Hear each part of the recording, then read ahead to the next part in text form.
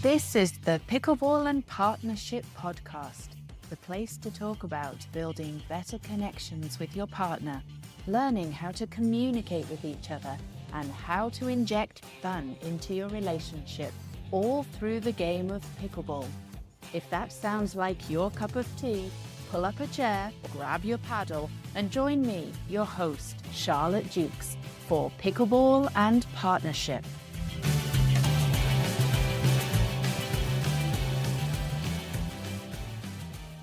Hello. Today I'm joined by Laurie Gillespie. Laurie is the most amazing pickleball player. She has a DUPR rating of 4.1. Woo! Celebrating you, Laurie. She has won 5 gold medals, 2 silver medals, and 2 bronze medals in pickleball brackets tournaments. She's also the pickleball coordinator for Prolific Sports House, which is in Calgary, Canada, where she organizes leagues, tournaments, lessons, and clinics with the pros. And she is the owner of Pickleball Retreats for Canadians. Welcome, Laurie. Thanks so much for joining us here today.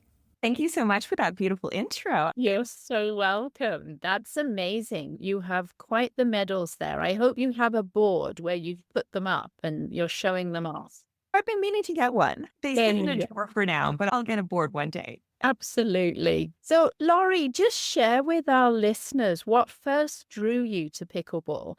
And can you tell me about your earliest experiences with the sport? Oh, sure. Basically, it started with tennis because I lived in Texas for a year and I didn't have a work visa. So what I did was I learned how to play tennis and I played in 2 different leagues and I loved it. And then when I moved back to Canada, nobody was playing tennis. So my friend Dinah, actually, I remember her saying, come out to play with us. So I went out to play with her and I just had a blast. I took some lessons and I was like, yes, I love this. I love that. What do you think the difference is for people who are perhaps playing tennis now? What are the differences that you found between pickleball and tennis? And would you go back to tennis? Oh, that's a great question. I think for me, the big difference is you're a lot closer in pickleball and a lot more people play pickleball. So you're going to get a beautiful variety of some fierce competitors. And you're going to get some people that are like, hey, I come out maybe once a month on Saturday. And you're going to get to play with all of those people in pickleball. And it makes for a really great time and a great laugh. I agree. Absolutely. Can you share perhaps some of your earliest experiences of pickleball? Were they all positive? Were there some perhaps more challenging moments? Yeah, oh, absolutely. I remember signing up for lessons and taking those lessons and just being very unsure with myself. And maybe I didn't sign up for the right level. And I especially remember when I went out to the Red Deer Club, I was a very new player, but I played with the 3-0 ladies in round robin. And they're like, you shouldn't be playing with us. You should be playing at the higher level. And then, so I was like, thank you, first off. And then I went the next week for the 3-5 lady, and they're like, you can't play with us. You are not welcome here. You have to get rated to play with us. I was like, oh, how do I get rated? And they're like, oh, it's a process. So that was tricky and humbling itself. Yes, that does sound like quite a challenging experience that you had. How did it feel, like the experience of almost feeling excluded? Definitely. So yeah, for new players, if you do feel excluded in pickleball, you are not alone. That happens in this sport. And I just want new players to know that and to feel you can get past that. Because I remember going for the rating so that I could be welcome to play in a round robin. And it was 6 hours. And basically, they had a referee there who was evaluating every type of shot that you did. There were at least 10 different types of shots. And it was the serve, and it had to be in a specific box that they had taped off deep in the court because everybody wants a deep serve. And I remember this lady that was evaluating my lobs, and she's a short lady. So your lob has to be above my paddle where I'm standing. So I was like, okay. So I did that, and your lobs were terrible. So I passed the test, but your lobs were terrible. In a game, I would jump and I would smash you. Oh my gosh. But it's like TSA pre-check. You cannot argue with these people. If you want to play, you got to put up with it. Absolutely. Yes. You have to bite your tongue. And oh my goodness, that was harsh. Yes. Yeah, it was rather traumatic. And then at the end of the evaluation, like I said, it was 6 hours. So you get a card from a deck, and then these are random people that you're assigned to play with. And then the points are tracked. So you have that random component of whoever you draw, that's your partner for your evaluation. And then your score is calculated in to determine if you are a 3.5 and worthy to play in that category. And so it's rather stressful. And I remember myself and my new bestie, Cheryl, who we bonded over the trauma, we made it. And then two of the other people didn't make it. Right. And so then you feel bad because these other people are like, no, you're not good enough. And so it was very traumatic to be evaluated to see if you can play round robin. That does sound like quite the experience, but it sounds like something positive came out of that. If nothing else, your friendship with Cheryl. And just thinking about that, thinking about friendships and any sport, but pickleball in particular, has pickleball helped you form new relationships or perhaps even strengthened existing relationships? And if so, how has it brought people closer in your life? Absolutely. I like to say communication for the win. And that is in regard to so many different things. So, for example, when you're playing in pickleball, there's the divorce line, that center line, that spot where I'm not sure, is it mine? Is it yours? Is it your forehand? Are we going cross court? How are we doing this? So it's a tricky thing to navigate, but communication for the win, it really helps. And when you see your partner going for that out ball, it's clear as day. And you got to say, or out, and you're allowed to say that before the ball bounces in pickleball. And it's so helpful because when that shot's coming at you, somehow it doesn't look bad out. Exactly. Oh, I know. I have sworn blind. Nope, that was out or it wasn't out. And three other people disagree with me. Absolutely. Yes. So, yeah, communication for the win. It really helps to be clear. It really helps to ask for what you want and ask for what helps you. And I'm just curious about building those relationships in pickleball. Do you find that pickleball has strengthened existing relationships, or have you met lots of new people playing pickleball? I've met a lot of great, fantastic people playing pickleball. So it's just been an absolute joy in my life to meet new people and to play with them. Because sometimes as adults, we forget to play. And it's so important to play. And it makes us all feel so happy to play. And sometimes when we're in a tournament, we forget that pickleball is fun. We forget that, hey, we're actually here to have a good time. We're here to enjoy ourselves. Absolutely. Oh my gosh. Yes. Even you mentioned tournaments for sure, but also even just playing games. I think sometimes our competitive edge gets the better of us. That's right. And you want to be able to have that carved out time that you've set aside to play and play your game well at the best level that you can play without your side life. Everybody has their traumas, everybody has their issues, everybody has their work that they're addressing. But have that time where you can just focus and play and have a great time. So, if we can give ourselves that gift of time in that window where we can play, we can have fun and do our thing, it feels really great.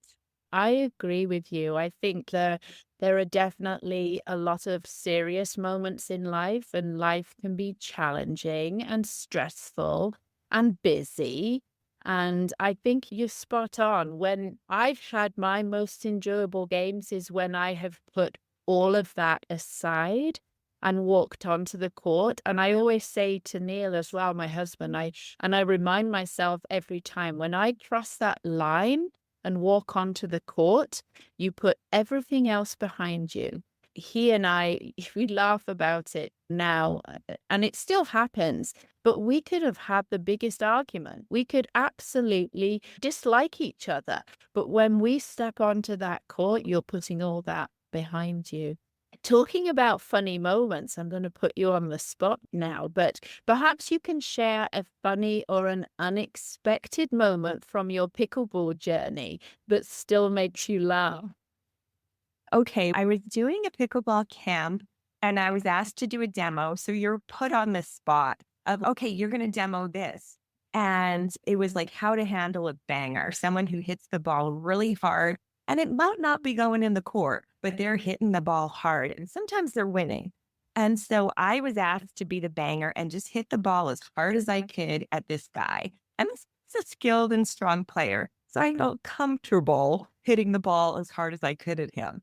And so you never know how a demo is going to go, but I just hit the ball really hard and the ball flew up straight in the air off of his paddle. And the look on his face was quite funny. The ball went up and he wasn't sure where the ball went. So then he's looking all around and then it hit his arm on the way down. And it was just very joyful to see such a high-end player have that response to my shot, which is normally very not. Oh, that's priceless. I'm just imagining the look on his face now. It's those moments in pickleball, isn't it? When you can, even if you're the best player there, the worst player there, just to have that moment of, oh, we're all here for fun, for fitness. We're not all trying to be pros, that's for sure. Yeah, that's right. Although if there's an opening, just let me know. I love that. So it sounds like, and I know, Laurie, because you and I have chatted and we've played pickleball together, but you've attended various pickleball camps and training environments. I wondered if perhaps you could just walk us through some of the most memorable experiences, either positive or challenging. So I somehow convinced my buddy and business partner, Ruth, to come with me to Costa Rica. And we experienced a pickleball vacation. And I loved it. And thankfully, she loved it too. So we basically did zip lining, we did ATVing, we did all sorts of activities like a catamaran, a snorkel, an island exploration with monkeys. We did all of these activities every afternoon. And the mornings we played pickleball. But it was a level of luxury that I had never, ever experienced before. And sometimes as a woman, it's okay, we're going to go camping. Guess what? On your vacation, you're going to be cleaning the camper. You're going to be packing this food. You're going to be packing the stuff. You're busy. Whereas this vacation was not like that. This vacation was, there was a personal chef. There was someone to do your laundry after pickleball. So it was absolutely amazing and such a treat to go to and experience. Everyone is going to want to know exactly where you went and who you went with. That sounds amazing. Yeah. I think, and you're right. I think as a woman, when we go on vacation, and I think about the years and years of camping that we did as a family and the preparation for that. And even while you're there, it's not relaxing. But to have a personal chef and have someone to do your laundry for you. Yeah, I had never experienced that before. It was an absolute treat. Yeah. That's wonderful. Actually, I talked to a couple of ladies who played a lot in Costa Rica as well. And although we've played quite a bit of pickleball in Mexico, but not Costa Rica, but that sounds, a really good place to put on my bucket list to go and play. Yes, I would highly recommend it. Ruth and I are planning to go back every year. And we seem to tack on an extra week every time we talk about going. So we're going to be there and we're going to have trips for friends that we coordinate. And we're also going to plan trips for new friends. So people that we don't know, they can go to the website, they can come on their trip as well. Now, I know you recently were in Costa Rica and the weather didn't quite cooperate, did it? It did not. It was like 100-year rain. We kept on looking at the forecast. It was about 10, 12 days of rain. So we're thinking, surely it's going to stop, but let's check in. Let's see. And the forecast kept on giving us a little happy prediction that it was going to clear up. Sure enough, that didn't happen. It just rained nonstop. stop. And usually the rainy season ends in October, but this was November and it was through and through hardcore rain. It was to the point that the airport was closed. We have videos of my friends walking in the streets, the water's like up past their ankle in the streets. It was epic. It was something to experience. So in a situation like that, it was great to have a local person there so we could modify what we did based on the weather. We could modify where we played and we went to covered courts. Definitely not as fun as playing in the sunshine, but we were able to do modifications. It was absolutely difficult though, and a learning experience. Yes, it sounds like it. And good for you. Like it really sounded like you were able to pivot and just be very flexible and work with the conditions because you obviously none of us can change the weather. How do you think that mindset, that flexibility, that ability to pivot has influenced the way you approach life and relationships on and off the court? Yeah, I found that when you argue with reality, you lose. So, so I have to be very accepting of what the reality is. And is that difficult? Absolutely. And I struggle with that every day. But yeah, we have to accept things how they are, but definitely see the bright side and the upside to everything because there is an upside to everything. Like, even in a situation like that, I found I really liked cards. I really like playing cards and playing different games like that. I really valued the covered deck and watching the rain and seeing what was going on. So, absolutely, there's an upside to everything. So, when we find ourselves in those problematic situations, just look for the upside because it's there. You just have to look really hard sometimes. Sometimes you do. I agree. You have to uncover a lot of stuff before you find it, but it's always there. That's amazing. I love that you shared that with us. Thank you. So you're currently the pickleball coordinator for Prolific Sports House in Calgary, where you host numerous tournaments, leagues, lessons, and clinics. And I Yeah. know I've been part of several of these, and I always enjoy the connection with other women. We always have fun. It's always a very relaxed and supportive atmosphere. I love that.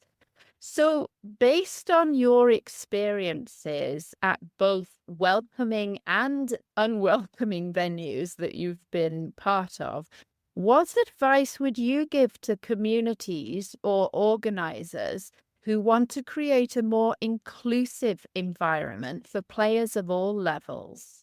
Yeah, I think that's an absolutely great question and an important one. And I think there has to be a spot for all levels to play where you can go for players who are unrated, who just want to play for fun. And in that group, there'll be some new competitive players, right? And then some opportunities for different things and more competitive and structured games. Because eventually I get it. You do want your competitor to give you a difficult game. You want to have a battle, right? You want to have a good game that's challenging on both ends. Ultimately, that makes for the best games. It's hard to organize that. It's hard to make that happen. But I think DUPR is making that a bit better. So, how it used to work in pickleball brackets is you just rate yourself and then you were stuck to that rating. And most of us are pretty modest and humble and we don't know and we're new. So we rate ourselves really low. And then it's really hard to move slowly and incrementally. And plus, some of the people that you're playing, they're getting better too. And so the rating wasn't really reflective of the truth. Whereas with DUPR, the dynamic universal pickleball rating, it's getting better because based on that, you can say, I only got 2 points, but I played a really challenging team. And so then I think with DUPR, we're getting a much better shot at how people play and who should be playing with who, right? So I don't want anyone to go through a 6-hour evaluation with, you're stressed out and you're being evaluated and told, oh, you're no good and I would have smashed that at you. I don't want that for new players. I'd rather just you go out for fun and eventually your DUPR figures it out. It'll go up, it'll go down for sure. but eventually you'll know where you should play at. That's great advice. And I think it's not necessary for you to have a DUPR rating. If anybody's debating whether they should play pickleball or not, it doesn't need to be perhaps that regulated or that serious. You can just go and play pickleball without a rating. But Absolutely. and I think that must be a very challenging aspect of the sport for like yourself that organizes leagues and clinics for people in a formal environment. Yeah, it is progressing. It is getting better. And if you do find yourself as a player playing against really challenging people, well, great. Sometimes I throw on the mindset of, wow, this is a great learning opportunity. I'm losing really badly, but what a great learning opportunity. And then sometimes it's the other end of the spectrum where you're a lot more experienced than your opponents. Then you can work on your shot placement. You can work on different things or a certain skill set that you're doing. You can work on your drop shot. If you're worried about your opponent now is a beautiful, wonderful, talented 85-year-old lady, and you don't want to body bag her, right? So you want to do some nice shots too, but you can still have a great time and you can have a fun game with anybody. Yes, it's read your opponent, right? Yeah. Like you say, you're not going to, mind you, I have played, I think she was 83, and definitely you tone down your shots. You're not banging them at people. But I've also played with 80-year-olds who gave me a run for my money, and that was a Oh very my word. experience. Intensely humbling. I played against a lady with double knee braces. She beat me profusely. And so you really cannot pass judgment when you're playing against opponents who you've not met before and you haven't played with before. That's a good reminder for me. Do not judge a book by its cover. Oh, absolutely not. I think this lady was even wearing a bucket hat. I'm like, who wears a bucket hat and plays pickleball? She was a phenomenal player. I hope that's me. When I'm 80, 90, I plan on still playing. Absolutely. Me too. So, looking back at your pickleball journey so far, what aspects of the sport have changed the most for you? Whether that's perhaps how you play or how you approach it or how you feel about the sport. It changes every day. And I've gone through moments where I've hated the game and I'm like, oh, I'm so frustrated. I feel so down and so low. And then other moments where I feel really good and I feel some confidence about, oh, I'm really happy with how I played that game. I was really happy of the thought process that went into that game. So it evolves and it changes every day, every shot. But yeah, I'm interested in continuing to being a student of the game and keep on learning, keep on trying. And when I get those bad shots, which happen to all of us, just be like, and not let that linger inside and just go on to the next rally and go on to the next game. And just remember, we're doing this for fun and we live a life of luxury. When we have pickleball problems, you're living a good life. Oh, I agree with you. And aren't we the luckiest to be living at a time when there is pickleball? Can you imagine if we weren't living in 2024, 25, but without pickleball, I don't know what we would do. Yes, absolutely. We are intensely lucky. I highly encourage people to play and to have fun and feel lucky when they get those opportunities to play. And you're so right. You bring up a good point about pickleball, and that's definitely something that I have experienced, that one day you can go on the court and you can play the most amazing games and you think, yes, I had it all together. My mind was in the game. I was focused. The shots were going where I intended them to. And then you can get on the court like I did last night and think, have I actually ever played before? What the heck is going on? And I find there are so many variable factors that we talked about this earlier about leaving things off the court. But there seem to be so many variables. And I wish I could just pin it down. What exactly is that equation that I needed to play the great games? And what happened when I wasn't?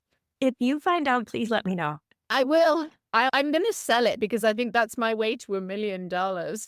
Absolutely. Laurie, I'm curious, what advice would you give to somebody who's hesitant to try pickleball or feels intimidated by the learning curve? Because let's face it, the learning curve is huge.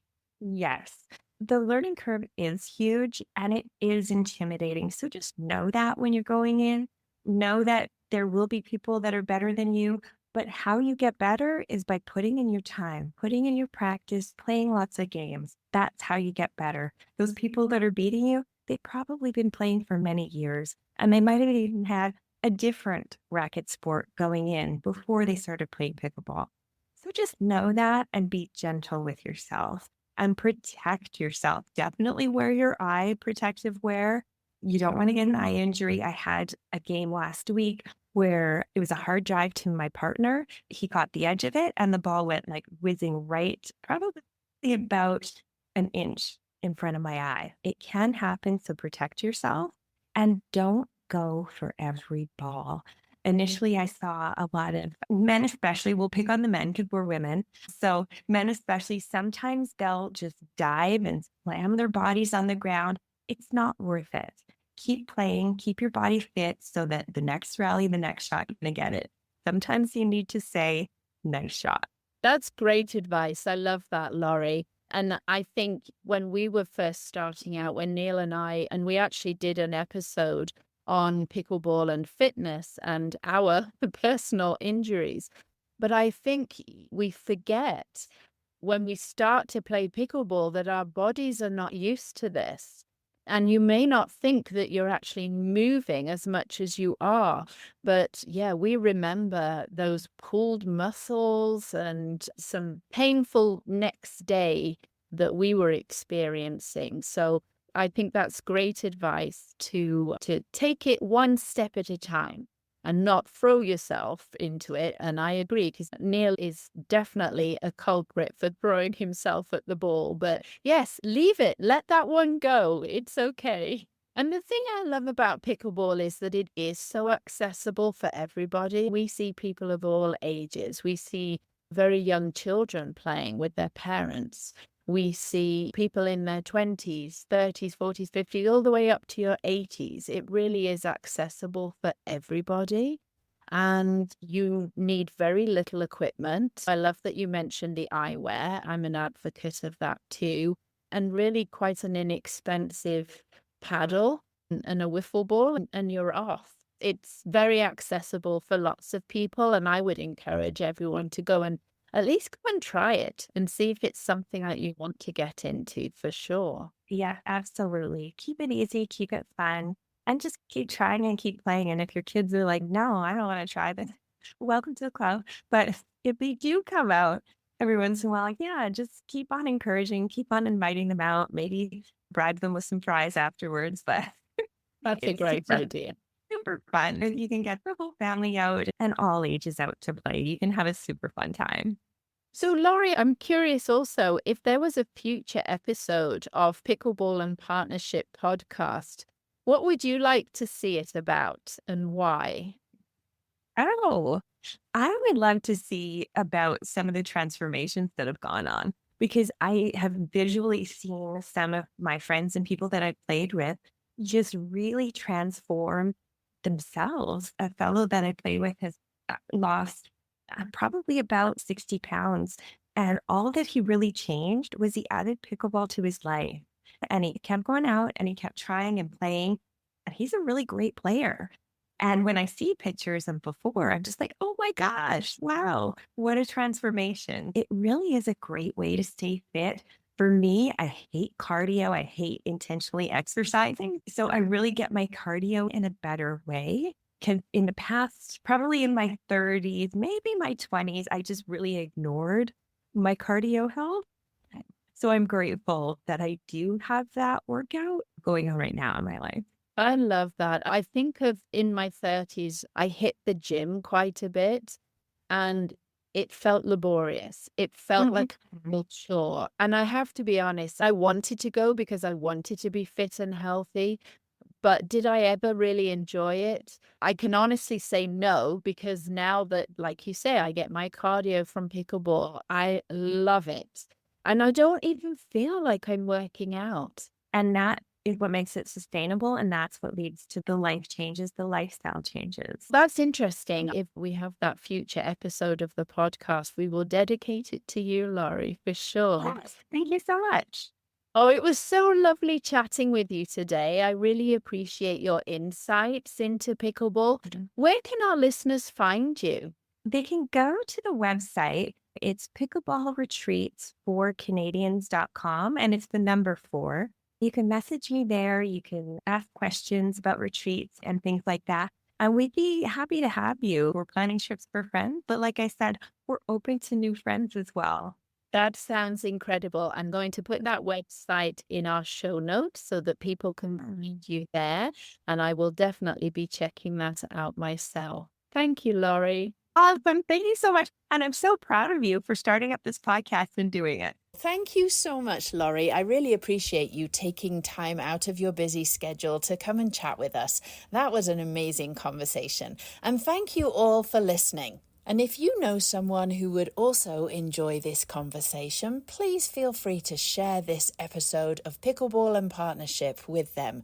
But before you go, wait, here's the key takeaways from today's episode. Here are 6 key takeaways that apply to both playing pickleball and life. 1. Embrace new beginnings. Just like Laurie transitioned from tennis to pickleball, stepping out of your comfort zone can lead to unexpected passions and opportunities. Stay open to trying new things. 2. Persevere through challenges. Whether in sports or life, setbacks and obstacles, like Laurie's rating struggles, are part of growth. Keep pushing forward and don't let temporary roadblocks define you. 3. The power of connection. Strong relationships are built through communication and shared experiences. Whether on the court or in life, surrounding yourself with supportive people makes the journey more enjoyable. 4. Adaptability is key. Weathering unexpected challenges, like Laurie's rainy Costa Rica trip, teaches us resilience. Learning to adjust and find the positive in any situation helps us all to thrive. 5. Prioritize fun and play. As adults, we often forget the importance of play. Finding joy in the moment, whether playing pickleball or in everyday life, keeps us engaged, happy, and balanced. 6. Health is a lifelong investment. Staying active doesn't have to feel like a chore. Find activities that you love, and fitness will naturally become a sustainable and enjoyable part of your life. Thanks for listening.